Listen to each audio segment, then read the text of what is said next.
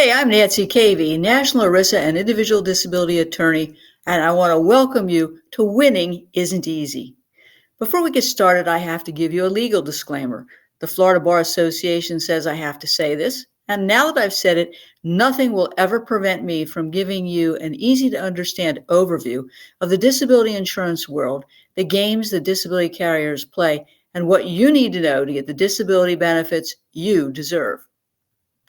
Unum is an infamous disability carrier, so much so that this is part 4 of our More on Unum series dealing with Unum. Today, I'm going to cover litigation against Unum as well as some Unum case stories because I think you can learn many lessons from Unum's behavior that are applicable not only to Unum but to other disability carriers. These are the games that disability carriers play. Unum just is sort of better at it and does it more often than a lot of other disability carriers. So I'm going to talk about 3 things today. First, is Unum legally required to tell you about medical evidence in any denial or termination letter? 2, how to combat and attack common Unum failures to win your benefits?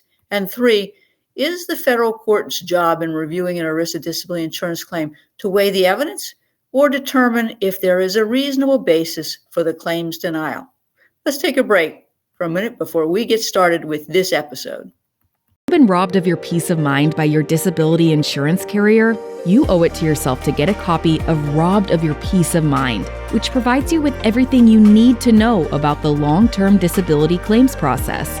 Request your free copy of the book at caveylaw.com today.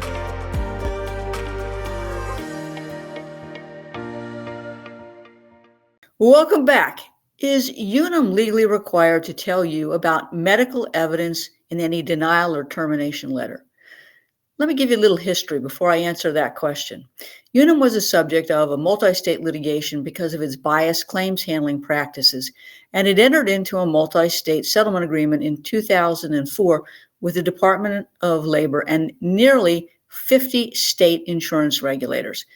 This settlement agreement was subsequently amended, and under the terms of the amended settlement agreement, Unum is legally required to give significant weight to the opinions of the treating providers or attending physicians when that attending physician is properly licensed and the claimed medical condition falls under the attending physician's customary area of practice. Now, there is an exception, and that is if the opinion lacks support by medically acceptable clinical and diagnostic standards and is inconsistent with other substantial evidence, Unum does not have to give that medical opinion significant weight. Unum has gone so far as to adopt this language in many of its policies, and we see them hide behind this in their manner or methodology in denying claims.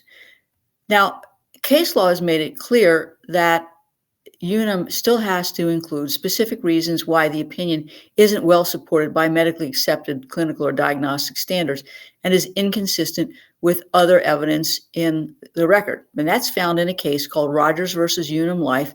It's a case out of Massachusetts in March of 2024. So in other words, Unum simply can't say that they're accepting their liar for hire peer review doctors or IMEs. They got to give an explanation. So let me tell you more about this Rogers case. Rogers was a scientist who was disabled because of physical, autonomic, and psychiatric problems. Unum paid the benefits and then, without any medical evidence of improvement, terminated benefits relying on multiple peer-reviewed doctors and an IME. However, when it issued its denial letter, it didn't comply with the settlement agreement or the terms of the policy.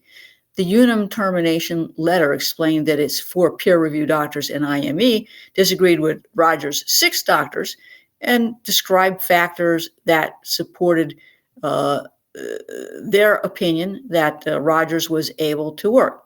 Of course, now this case ends up in court, and the question is going to be whether Unum lived up to the settlement agreement that it reached and whether or not it also is living up to the policy terms.